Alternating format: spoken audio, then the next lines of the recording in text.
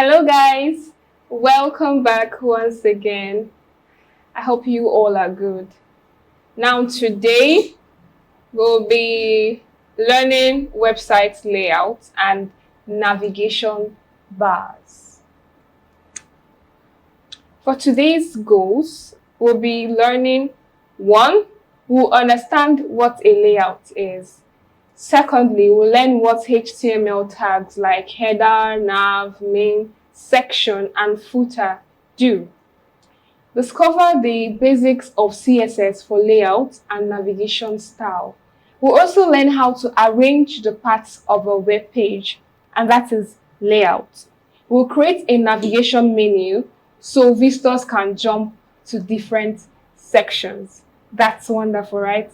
Now let's dive right in. So what is a layout in web design? A layout is the way you arrange all the pieces of your page. That is headings, the text, your images, and your buttons so that your visitors can really see what you put out there. They can easily see, read, and interact with your page. Okay, your layout should be in such a way that when people enter your web page, they know that, okay, this is a nav bar. Everything looks organized. It's not messy. You don't throw around buttons everywhere and different colors that do not make sense. Do you understand? So a layout is how you organize your web page. So this should be here, this should be here, this should be here, and the colors should be appropriate. Okay? Now, why is layout important? Layout organizes the different parts of your website. Like I said, it makes your website neat and very, very easy to read, okay? It helps visitors of your website find the information they need. And the HTML tags for layouts include the header. And now what is the purpose of this header? It is the top of the page. It always has the site title and it also contains logo most of the time. It's just like the front door or like your welcome mat at home. You know, the first thing you see when you get into a web page is the top. And when you get home, the first thing you want to open, the first thing your eyes reach out for is your door, or most of the time the mat that says welcome. So it's actually the top of the page, the header.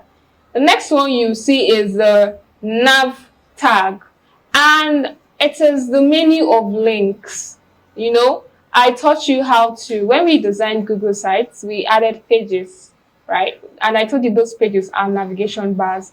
So now what your nav bar does is, if you have multiple pages, let's say there's a page where you are talking about the website, and there's another page where you want to create an image gallery. There's another one where you want people to go to contact you, okay? Now, how do you add these pages? You add it at the top, where people can easily access it, right? You do that using the nav bar. The next one is the main. And the main is the main, just like the name entails. It's the main content area. It's just like your living room, all right? It's inside the body as well. All these tags are inside the body. The main is now where your main content goes inside, just like your stomach. That's good. The next one is section. Section is just sub areas inside the main. Can you see the image I have here? You have the header here, which is the top. You have a nav bar. Most of the time, this nav bar is right beside the header. They go on a straight line. But just so you understand, that a header is on the top, followed by the nav bar, followed by here. This whole area is called the main. And in the main, you have something called section.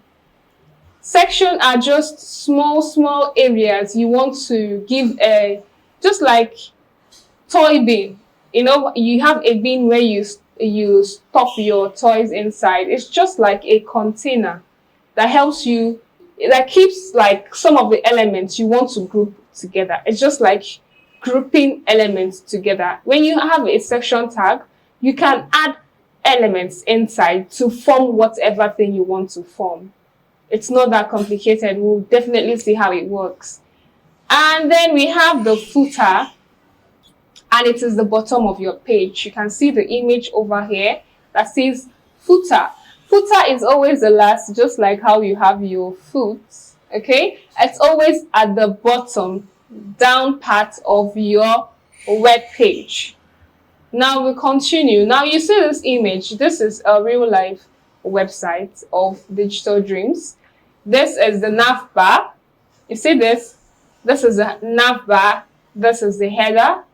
These are different sections inside the main. You see the main here, this arrow shows you that this content here, the content here is inside the main, okay? Then there are different sections that you can group together inside that same main, okay? Now we'll be discussing the header tag. It's a semantic element used to define the top. I've already explained that to you, and it always contains the title, the logo, and most of the time, like I said, you have your nav bar right beside it, just like this one here. This is your header.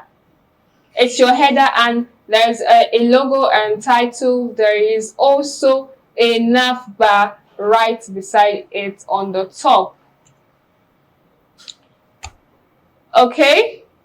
Now this is an example of what the header tag does. You can open the tag and add the element you want to add. The next one we'll be talking about is the nav tag. The nav tag tells the browser that this area holds navigation. So before you start creating your nav bar, you need to start with the nav tag, which is the NAV. It is an element on its own. It's a nav tag, and it is compulsory when you want to create a navigation bar. Now it organizes links by keeping all your main menu links in one place. Can you see this image here? These are different examples of navigation bars. Now they have an icon here, and I'm sure it is home because the icon looks like a home, right? Next one is about. Next one is services. The other one is projects, partners. These are different pages. Assuming this is a real website right now, when I click on this about, it's meant to take me to a page that talks about that particular website. And if I click on services, it's supposed to take me to a page that talks about the services they offer. Now, it can come in different forms. You can design your navigation bar to look in any way you want, like this one, like this particular one, this one as well. These are different styles of navigation bar. It's not like you will have all of them as one. I'm just showing you different styles that you can have. This is one navigation bar. You can decide to style your own to look like this. But don't worry, we'll get to that, okay? So when you want to style your navigation bar, when you want to create a navigation bar, you need to have an unordered list inside. I am sure I taught you unordered lists when I taught you about the list tag, okay?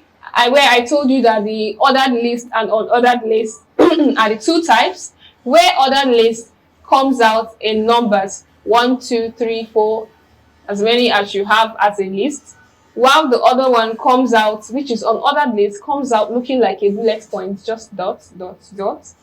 So yes, when you want to create a navigation bar, you need to have your UL inside the navigation tag, the nav tag. And the next thing that follows in between the UL is the list, which is your LI. And the LI makes each item in the nav bar. And one thing you shouldn't forget, because since you want your nav bar to take you to different pages, right? You want your nav bar to take you to different pages. What do? You have to add a link.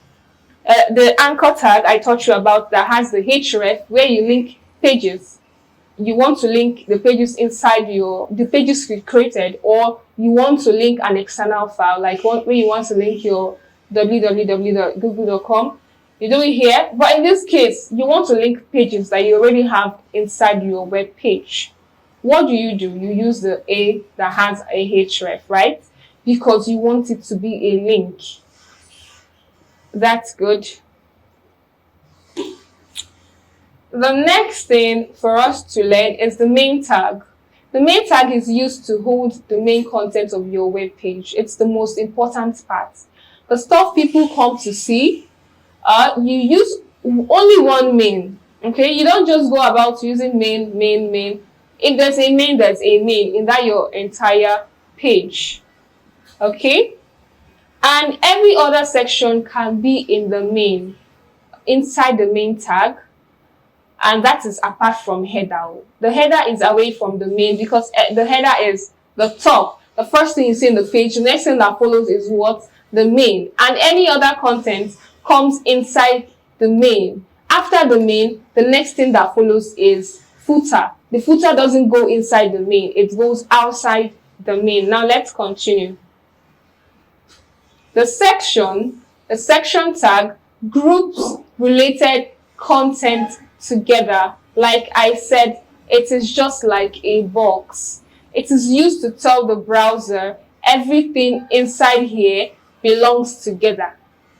It's always used to group related elements, related items. Like, let's say you want to talk about something related together, not different topics. You can just create a section and just write everything you want to say about the particular section there. Create another section for something completely different. That's what the section does for you. And when do you use your section tag?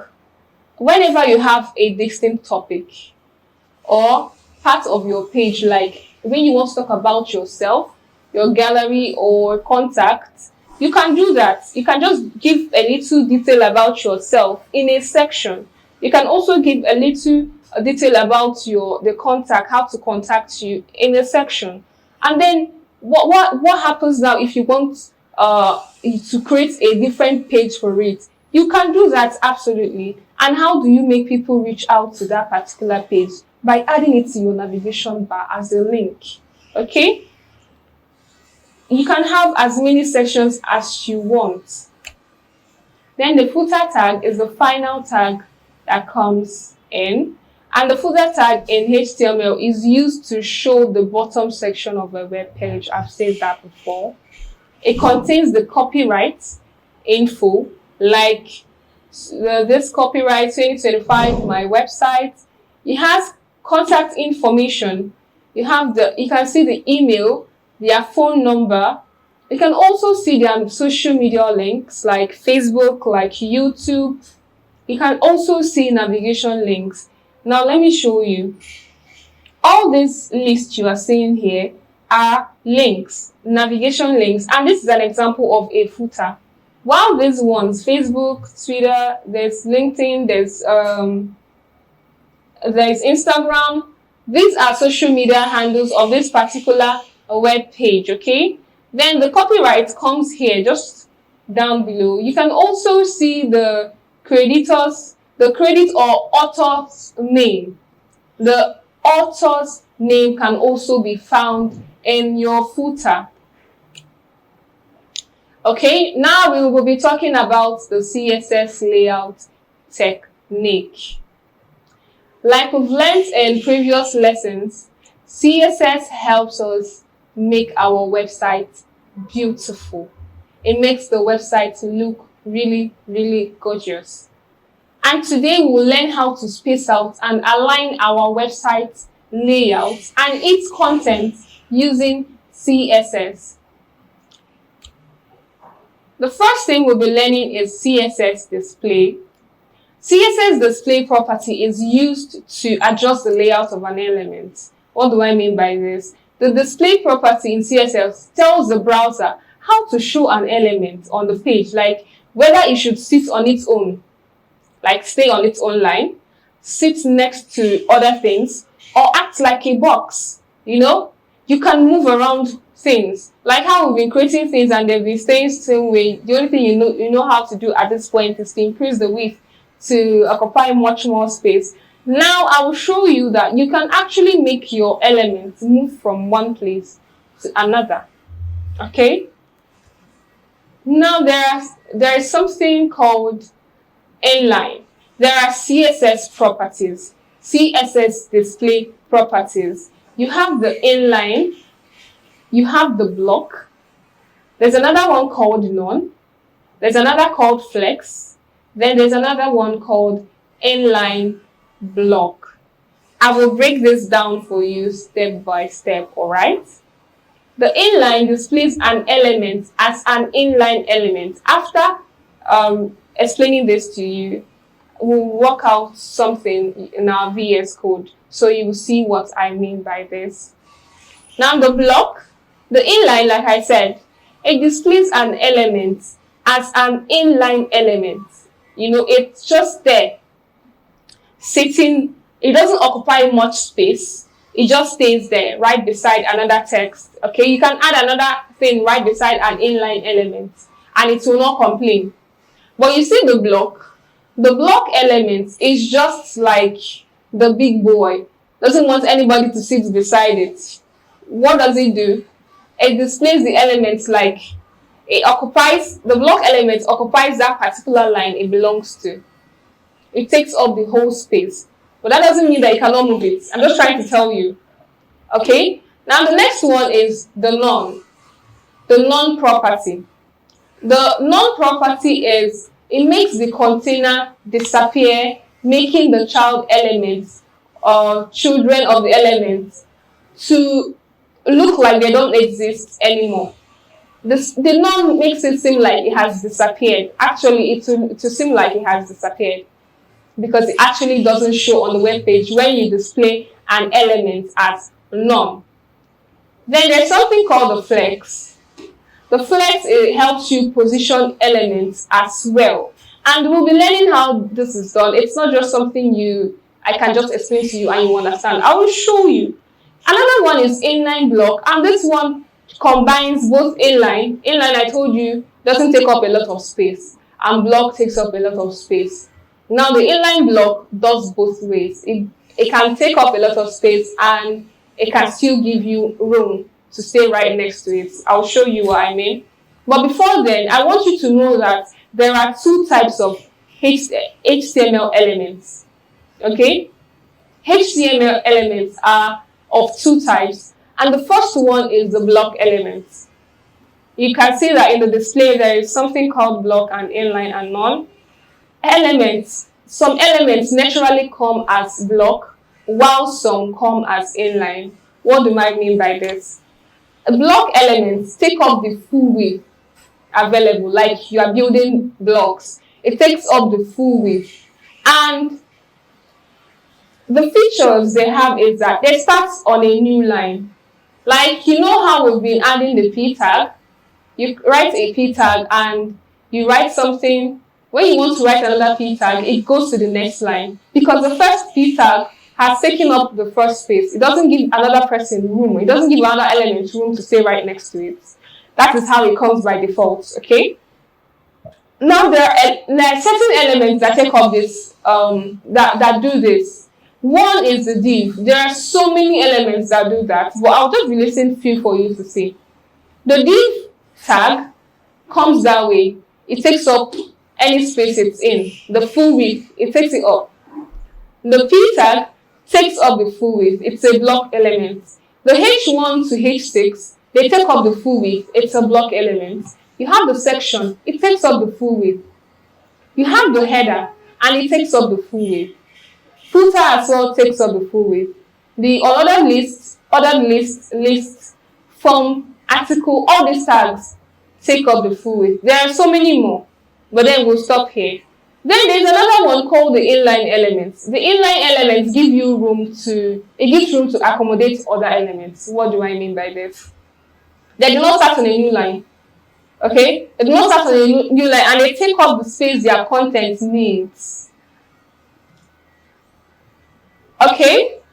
Now an example of inline elements. The examples include span tag. This is it. The span tag. Another one is the A tag. Another one is the B. Another is the strong tag. Then the next one is the I, M, image tag, label, inputs. All these tags and many more do not occupy the full width. They can give you space to stay right next to it. Okay? Now let me show you what I mean.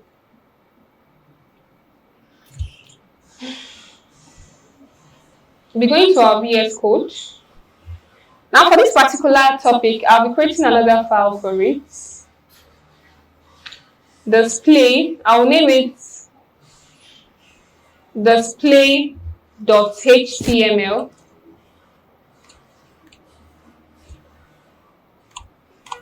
Display.html, and I will be bringing out the structure, my HTML structure, and inside the body, what do I want to do? I want to show you what I mean by block elements.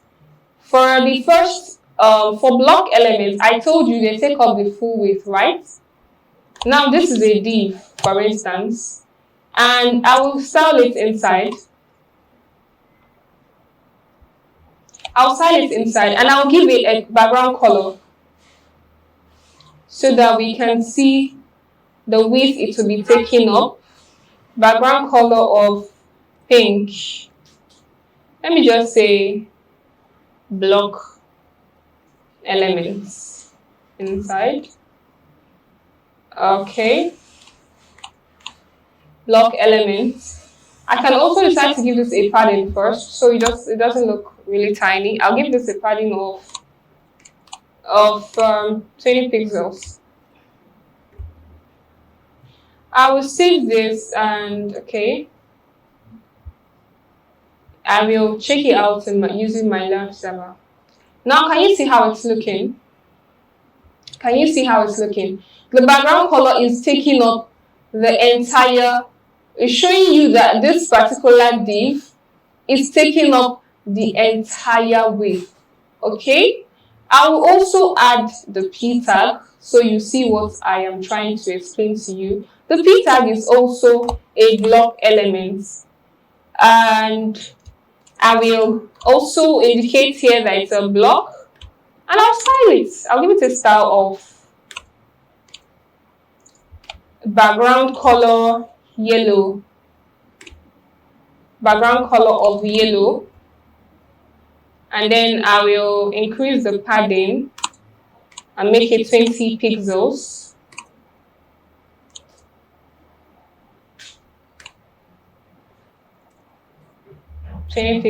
I will go and check it out.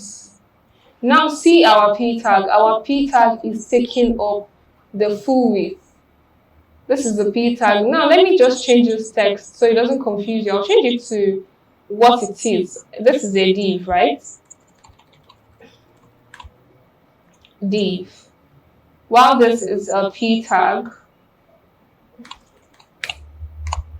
Now I want us now to remember that I listed some of the examples of the inline elements, and A is one of it, the A tag. I will say hello as the content of our A, and I will style it. That is, I'll give it a background color. Background color of, okay, I am not adding my style. Style, background color of red.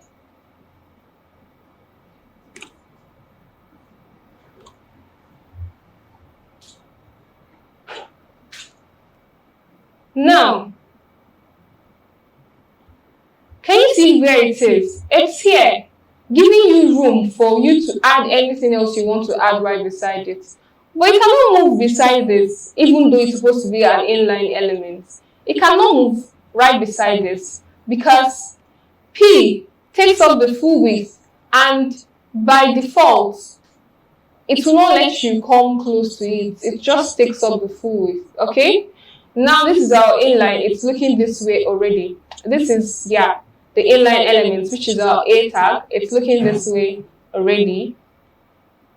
We will go back to our slide and we'll see the next thing we need to learn. Okay, now that we know that some elements already come as an inline by default and come as block by default, let's learn how to do inline CSS display. Okay, now you add the display property just the same way you add a color property, background color property, font size property. How do you do this? You come to, now the thing is this, I want to now style it outside. I don't want to do this inside anymore. I taught you how to do the internal styling, inline styling, and external styling. Now I want to style the P tag, or let me say this, I'll style the P tag and I'll say display inline. Let's see what will happen. Can you see what happened to our P? It moved from being a natural block, because I gave it a display of inline. After P, the next thing I added is A, right? And A was supposed to go right next to P. Now, because P was block initially, it was there taking up a lot of space. But now that I converted P from block to inline, P is now right beside A. Can you see what happened? It was this way. Let me show you how it was initially. I'll comment this. It was looking this way, taking up so much space because it comes as a block by default. So now, since I gave it this property called a display of inline, since I gave it this property, now it is giving it room for it to come and stay beside it again.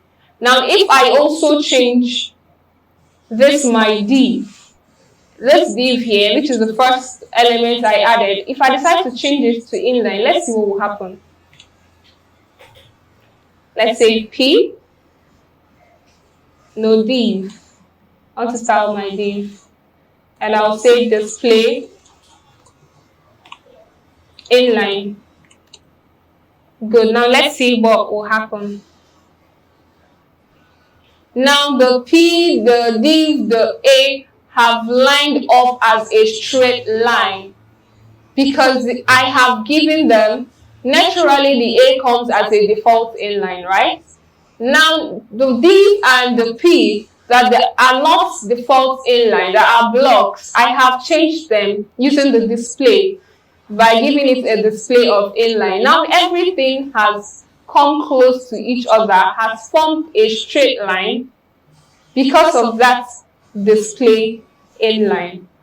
Okay, so if I decide to give this my A tag, let's say I go and I decide to give my A tag a display of block. Since our A tag comes naturally as inline, I want to give it a display of block. Let me see what it will look like. A display block.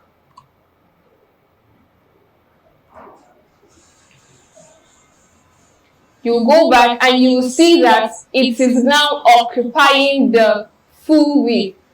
It is occupying the full width.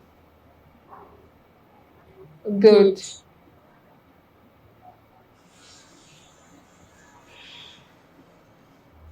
Now let's go back to our slide.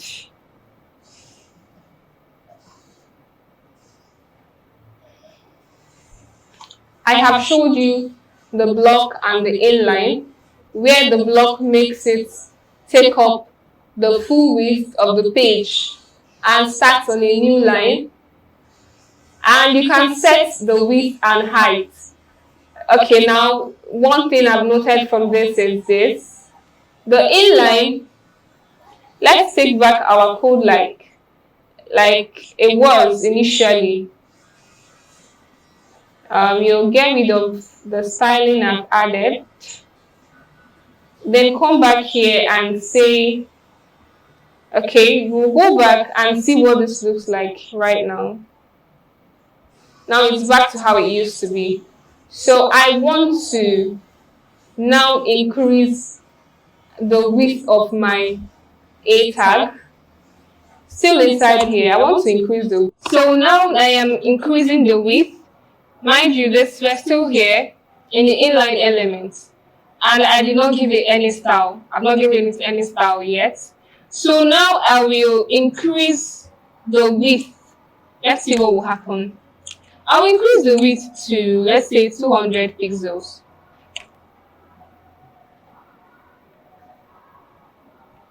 Can you see? It's here. It's looking at me. It did not move even an inch. And inline doesn't always accept width and height increase. It happens by default. Okay? But then if I want to reduce the width of this one, these ones are what? Block. I want to reduce the width of the first thing I have there. I'll say width of 50 pixels. Let me go back, and now you see that the width has increased, has reduced to 50 pixels, but then our inline refused to move an inch. Okay, so what I want you to note is the block allows you to resize. That means you can change the width, you can change the height. It allows you to do that, but the inline doesn't allow you to move it. So back to our slide.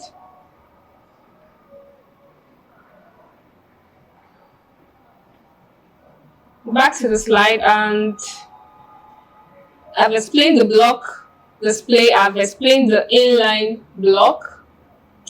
I have not, okay, yes, I have not explained the inline block. Now, each div, inline block, just like the name says, is inline and block. That means it acts like an inline, but can also do what a block does. What do I mean by this?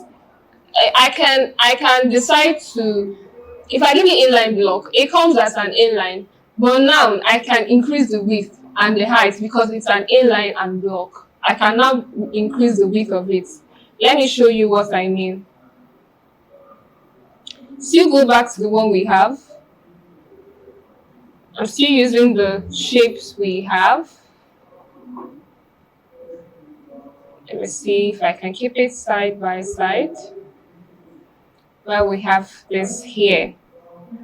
Now I want to, and this is my div, this is my P, and this is my A. I will get rid of this here. I'll remove this height because I want it to be of equal height first. If you already know that the block can do that, the block can resize its width and height. So now I want my A. I want my A now to be,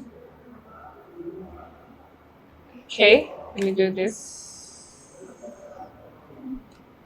Let me get rid of this. Okay, wait. I want my A to be a block, and it worked here. Now, because I changed my A to block, the width I added is now appearing. Did you notice that? Let me show you. Let me increase this. When my A was not block, was still the default inline style, I added a width and it did not change. But now I've changed my A to block. When it saw that it's now a block, the width was applied. Okay? So now I want my A to be the inline block. Inline block value. Let's see what it does to A. Now A can still resize and still stay inline. Let me do the same thing to my P and I'm adding the inline block here to my P and my div. It's still commented, so I will uncomment it now. So we'll see what will happen. Now look at it. It's an inline block. You know, naturally when you make something an inline, it's hard to increase the width or height. but I have made everything an inline block here. Both the div, both the P, both the A, both the PA and the other tag I have there, which is the div. I want to now resize it. Inside my div, or let's just use this part, I want to resize it. I will give it a width of 100 pixels. Let's see if it will change its size. Now can you see our div has changed to 100 pixels because it is an inline block. Inline block allows it to be inline and it can allow you resize it, unlike the inline that doesn't allow you to resize it. Okay, the next one is none. None means nothing. So if you set okay, now let me take back, we don't need to say too much. I will show you how it's done. Now let's go to this part and remove. Let me just comment this whole thing out. No, let me leave it as block. I'll leave it as block so that it does not look small. Okay, I'll leave it as block and I'll remove the width. Let's see what it looks like. It's looking like this now, taking up the full width. That's what block does. Now I don't want my A tag here anymore. I don't want it to be seen here, just like how you do your comments. But this time around, it's still there, but you're trying to make it disappear. So in here, I want to make it disappear. What can I use for that as a display property? I can say display none, which is display absolutely nothing. Now my A tag has completely disappeared from this page. If I also want my my div to disappear, I can also say display none. Okay, now my div is out of here. If I also want to get rid of my P, I can still make it a display of none. You get? Now let's see. Nothing is here because everything has disappeared because of this one display property called none.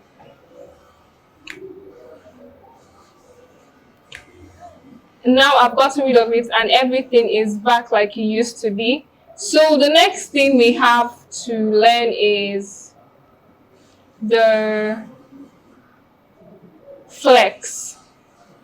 The flex CSS display. Now the flex, for you to flex elements, it has to be inside a container. Okay? It has to be inside a container, and that container will be like its parents, its mother. Okay? Now you can use a lot of things as a parent, as a container, but this time around I'll be using a div for it as our parent container. Now how does Flexbox work? The parent div uses Flexbox layouts. Its children elements are placed side by side automatically. You can see the code here. There is a div. This is the opening tag of the div, and this is the closing tag of the div. And inside this div that you're seeing here, there is this div 1, and there's another thing, div 2. Okay? Let's go back to our code and check this out.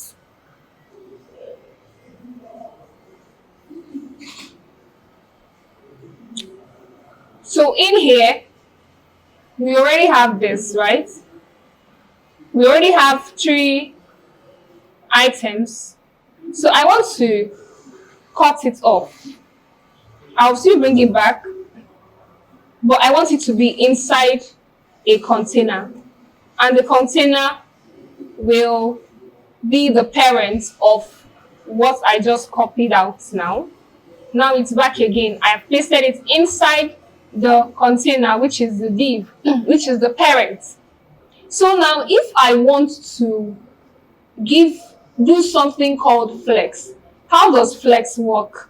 You can see this image over here that has the flex child 1, flex child 2 right beside each other, just like how you have your inline. You can do that using the flex property. Now in here, I taught you how to give a class name, right? Now we're doing that for this because I have another div here, so that I don't want when I call this particular div, it will affect the other div I want. I want to give it a specific name. And what name will I give it? I'll give it a name, let's say our container name, and right here I will be styling it. Let me see what it looks like right now. It looks like this. Okay, it looks like this right now. So let's give it the display. Let me call up the name. The class name is being summoned using the dots. Okay, if you want to call up a class name, you don't just go and say container here. It will not understand what you're saying. You have to call up the dot first. Dot container. And then inside the dot container, I will give it a display of something called flex. Let's see. Now you see what happened. They all stacked right beside each other. Wonderful, right? You have to make sure it has a mother shielding it, because where you will add that particular display to is not the main element. It's not the children. It's not this. You don't go to div and you tell it display flex. You display it from the parent. Now this is the beginning tag of the div, and this is the closing tag. It's the opening and the closing, and it has the contents inside. How many contents does it have inside? 1, 2, and 3. So if I want this to flex, that means I want it to go this way. That is flex row. And when you use the flex, it does the row automatically by default.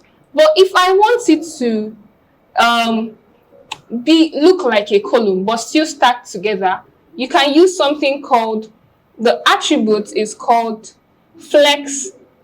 The property is called flex direction, and I'll give it column.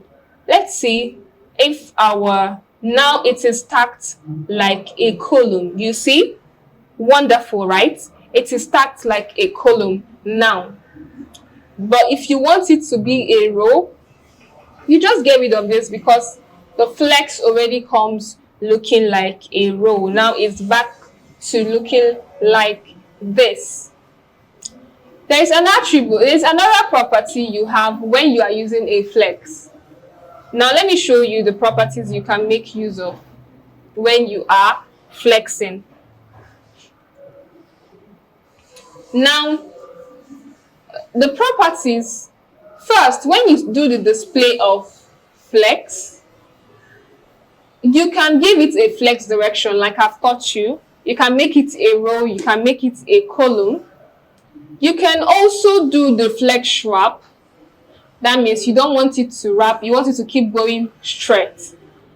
There's another one called justify content. These are the flex display properties, okay? You have another one called justify content, and you can either give it justify content start, justify content end, justify content center, justify content space between, or you can do justify content space around, or the other one that is space evenly.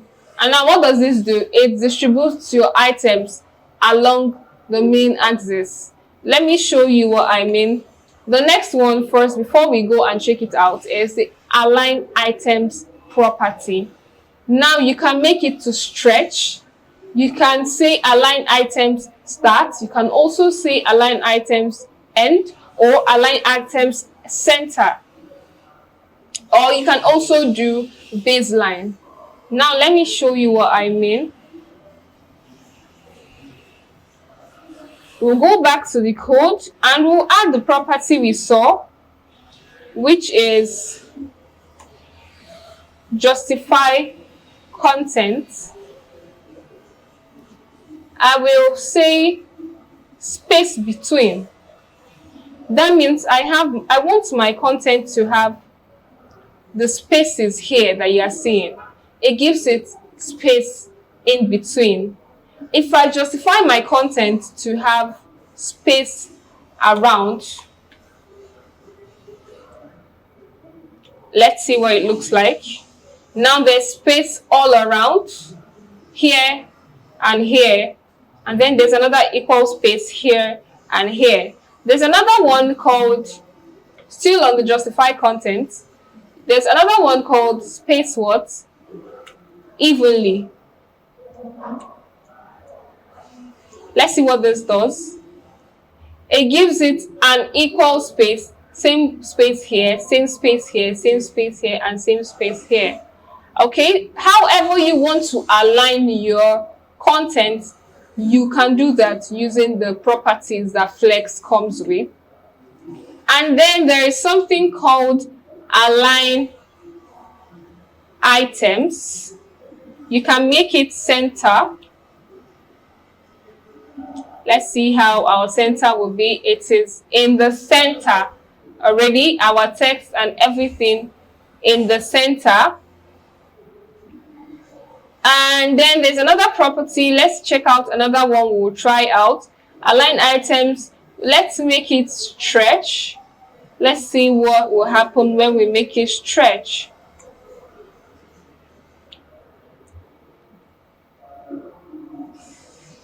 Now look at how it is. It has stretched out this way. It has stretched out. This one stretched out. This one stretched out. So you can always play around with this table I provided using the properties there. Okay, so let's go back to our slide and go to the next thing we have to talk about. Now this is a table for you. Table of instructions that will help you out. You can just pause it and check it out yourself. Okay, you can always use the text inside an element. What do you want to align? If you want to align a text, you can use this property called text align. And how do you use it? You say text align, center, anyhow any value you want to give it. So another thing you need to note is when you want to style this is just a table for you, okay? You can pause it and always try it out. If you want to style a whole element like a box, you can use the margin auto and then you give it a width of, let's say, 50%, okay? What this does is it centers a block element like a div horizontally in its parent. Now, another quick note for you is how to use, you should use text align only for text and then inline content. You can also use margin auto for block level elements. Just make sure it has a width. You can use the display flex when aligning multiple elements. You use the display flex. And then you can combine justify content and align items with flex for horizontal and vertical centering. Now the next thing we'll be learning is the CSS positioning properties. Now CSS position property can help you place items exactly where you want. There are different types of CSS property and they include the static, the relative, the absolute, the fixed, the sticky. Now let me break it down. This is a table that teaches you the CSS positioning properties. Now the first thing you need to note is that The first position is a static position, and this static position is a default position for all elements. Okay, it's a default position for all elements. That means how they just stay in the flow of the web page, in the normal flow. It doesn't move, they're just static. You know what static means? Yes, those elements, not elements by default, are just static. And how do you use it? You say position static. But then you don't normally do this because elements already come as static by default. And when you use this static, you use it when you don't need to move an element. But then you should note it is default still. Then another one is the relative. Don't worry, I'm just teaching you this. This is just theory. We're still going to VS Code to see what this means. Now the relative moves elements relative to where it normally is. Like, it's just like static, but then it just moves it a little bit away from where it is meant to be. Okay? And you can use the position property. You say position relative, then you give it a position. How do you give it this position? By saying top. You give it how many pixels you want to give it. You say left or right or bottom. You give them the position how you want it to be. And you use it when you want to move the element slightly from its spot, its normal position. Okay? The next element the next positioning we'll be looking at is the absolute. Now the absolute position moves element to an exact spot inside its nearest positioned parent. Okay? Now how do you use this? I'll still explain this to you using in the VS Code. You say position absolute. You can give it the top position, you can give it the left or the bottom, however you want to align it. But then I will show you this. And you use it to place something exactly where you want inside a box or a container. Okay, now the next one is the fixed positioning. And it keeps elements stuck on the screen. When you hear fixed, you know what I mean. That is exactly what I am saying. Fixed keep elements stuck on the screen. It doesn't move when scrolling. It just gets stuck there. And most of the time, it's used for your navbar. Have you seen a website where you'll be scrolling and then the navbar will just be there looking at you as you're scrolling your text? Your text is just going underneath it, not scrolling together with the navbar. That's what your fixed position does for you. And the next one is sticky. Sticky acts like relative. You know sticky, but then it becomes fixed when you scroll it. Sticky is just like relative, but then when you scroll, it becomes like fixed. When you scroll, it now stays fixed and your content moves while it stays there. And how do you add it? You say position sticky top. You can just give it any number you want, and you use it when you want something, just like how you use fix for navbar. You can also use sticky for your navbar to scroll with the page on it till it reaches a point. Now I'll be breaking down all the positions for you. And the static is the default, like I said. Elements stay as they are. So the next one I want us to look at is the relative position, and I'll be showing you this in the VS Code. Let's go to the VS Code and I will get an element here. Let's see what this looks like first. Okay, it's looking this way for now, but then I want to take it back to the normal position it comes with. I'll take it back to the normal position. That means I'm taking away all these styles. Taking away this. I'm taking away this one. Now I have this as it is.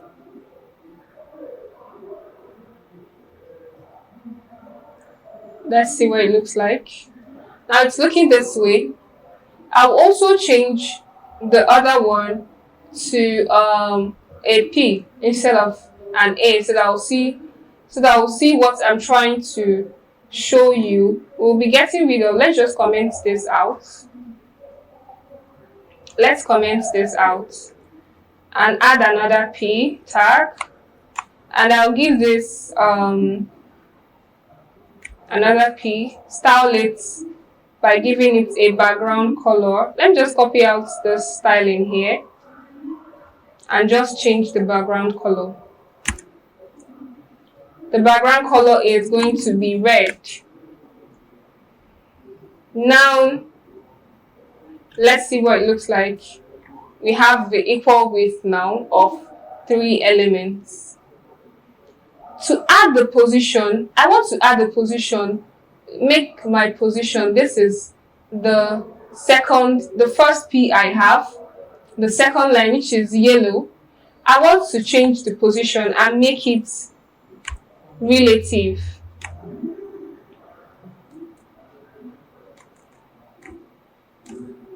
Position relative. Okay. Now, by just giving it a position, it stays that way and it looks at you until you give it a normal position that it should have. And I want to give it a top of, let's give it a top of 20 pixels and see what will happen to it. Now it is moving away from its position by 20 pixels. Okay, I will also give it a left of another 20 pixels. It's moving away from this position from the left side by 20 pixels. But then this relative position is not always advisable to use, because look at how it's affecting the content right next to it. As it's moving, it is dragging this along with it and taking it away from the screen. So relative is not a position that you use on its own. You don't just decide to make an element a relative strictly without adding another position to it. Don't worry, I'll tell you what I mean. The next position we'll be adding is the absolute position, and I will take out this one here. I'm still using my P, for instance, and I am changing this from relative to absolute. Now our absolute has just run away. It's still in the screen, but it is really active. It moves easily, unlike the relative that just moves away from its normal position by just a little bit, but then it interferes with another one, the other elements next to it. So now you see, I added the absolute, and the yellow line you are seeing initially just disappeared from the page. It disappeared, but it didn't disappear, just floating out of the page. That's one crazy thing about the absolute position. But then how does this work? Let me first of all give it a top of 10 pixels, and then I will show you what else you are supposed to do. Now, you should look for how the absolute works is, for the absolute position, because it's already going crazy if you leave it to just not appear on your page at all. What you need to do is you look for a parent for it, where you want it to rotate around, where you want it to move around. And since we already have a container here, which is the div, and we'll make it my parent and give it a position of relative. It already has a name, so I'll say .container,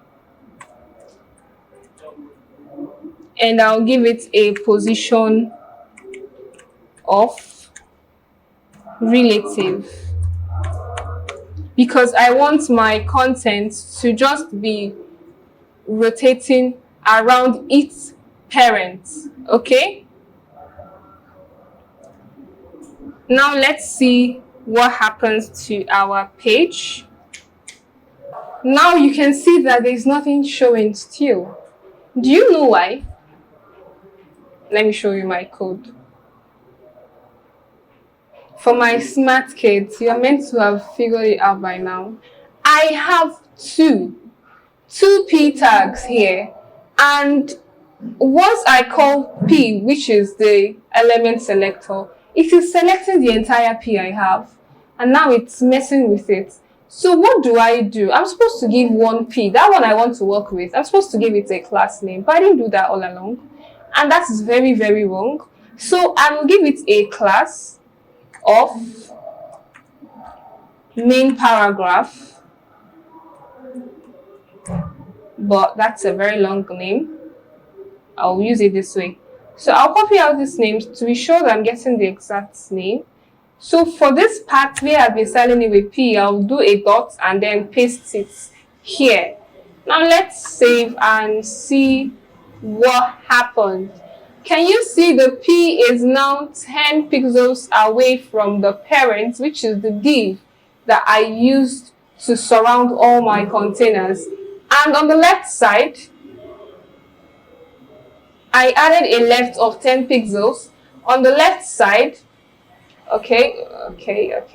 On the left side, it's moving 10 pixels away from the parent.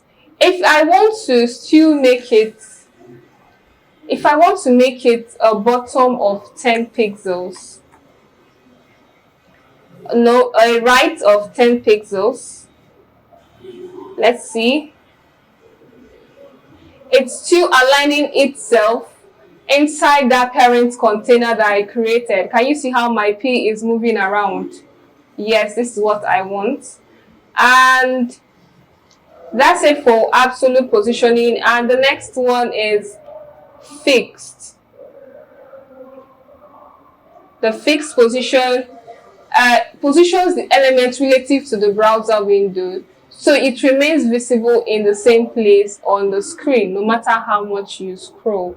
Okay, you add it the same way using the position of fixed, and then you just, if it's bottom that you want it to be, now this particular one doesn't just work with the element, it doesn't care about the element, the parent you are trying to use. It works with the entire HTML. It works with the entire screen. You can just align it anywhere you want it to be, but as long as you want it to be fixed. So the next one is sticky, and like I said, sticky is just like, I will show you how the fixed and sticky works after we work on our navigation bar. Sticky is just like relative and fixed. Okay, sticky moves away. Yes, sticky stays one place and it scrolls for a while until it gets to a certain point where it remains fixed. Now, what is a navigation bar? A navigation bar is a special menu that helps visitors jump to different parts of your website. Good. Now, there are two types of navigation bar, and we have the vertical nav bar and the horizontal nav bar. You can see it here on your screen. And then building a navigation bar with HTML, what are the tags you need? I listed this out before, so I'll be doing that again. You have the nav, you have your UL after the nav, you have your LI, and then you have your A tag. Now let's make a navigation bar.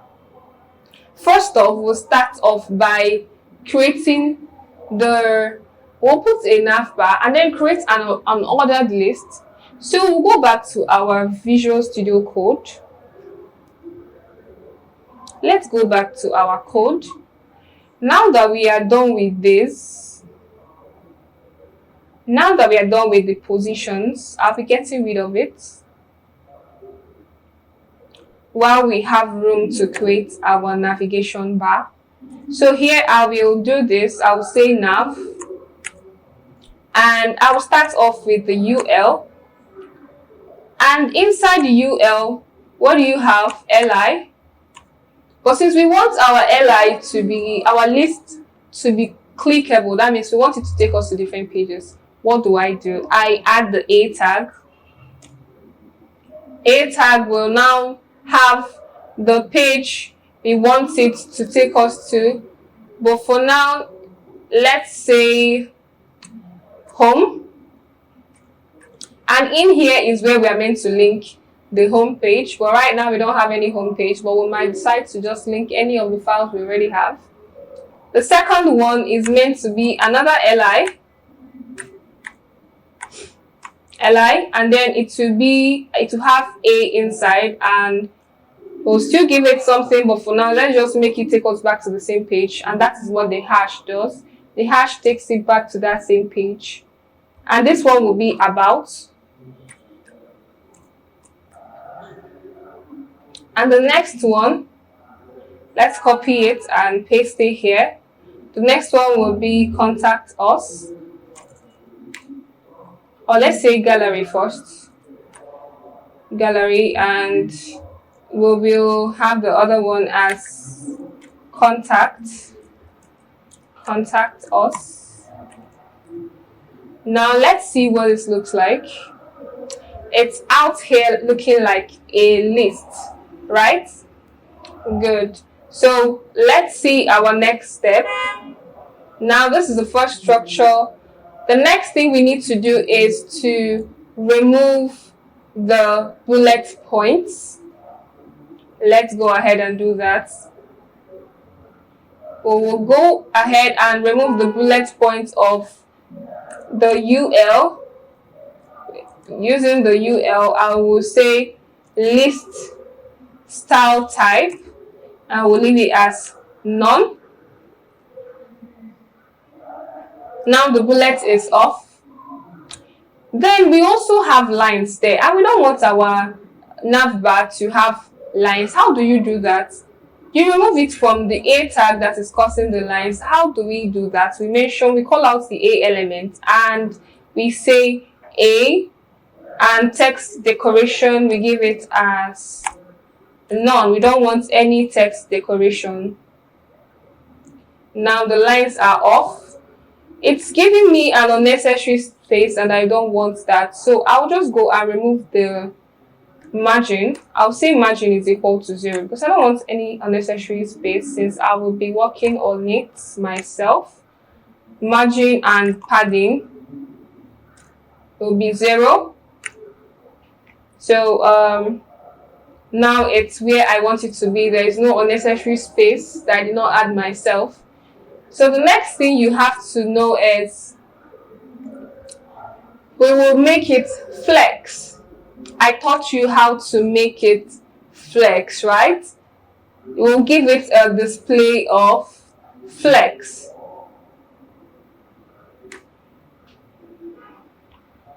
Inside our UL, we'll do this display flex. Let's see what it looks like. Good, it has flexed, but then I want it to have space in between. Okay, I want it to have a little bit of space in between. I can do something like this if I want to. I can say justify content space between.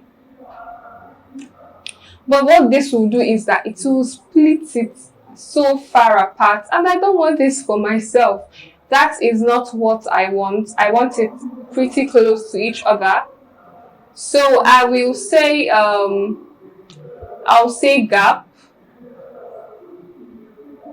I want gap of, let's say, 15 pixels.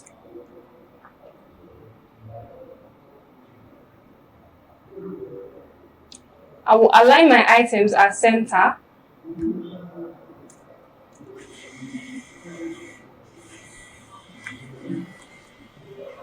Can see this? It's aligned to the center still. Or I can decide to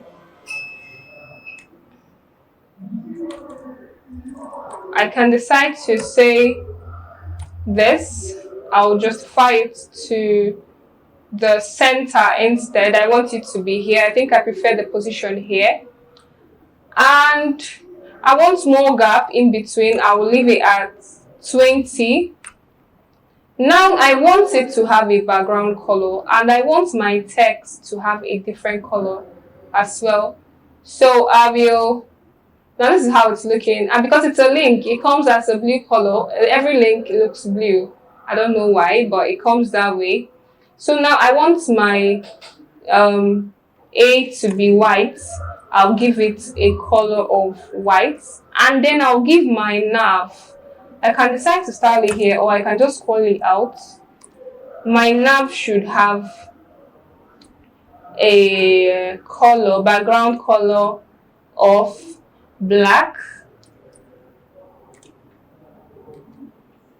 Let's see how our nav bar is looking. Now, can you see this? I'll also give that particular nav a padding. I'll give it a padding of 20 pixels. Now look at how it's looking now. It's looking really, really pretty, right? Now I want each one to have a border left. Let's say this about should have a border left. I want this one to have a border left. I can do that. How do I do this? I can decide to go to each of it, which is I can decide to call each of this one, each of the LI, and give it a border left of any color. I'll call up my LI and I'll give it a border left, and I'll say white.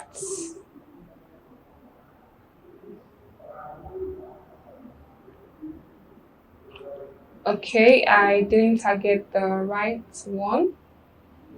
LI, and what I'm targeting is the A and not the LI. So, okay, border left. I'll give it 1. Okay, I made a mistake. I didn't give it any appropriate 1 pixel. Solid and white. Let me change it to 2 pixels. It is meant to be this way if you want to.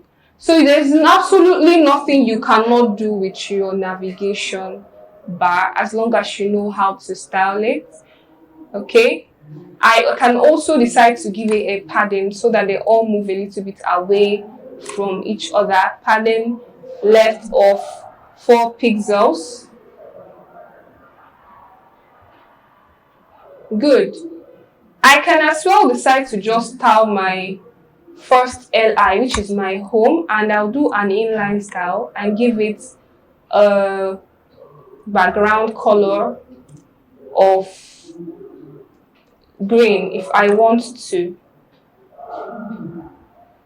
I can do this if I want to. There's absolutely nothing you cannot do with your nav bar.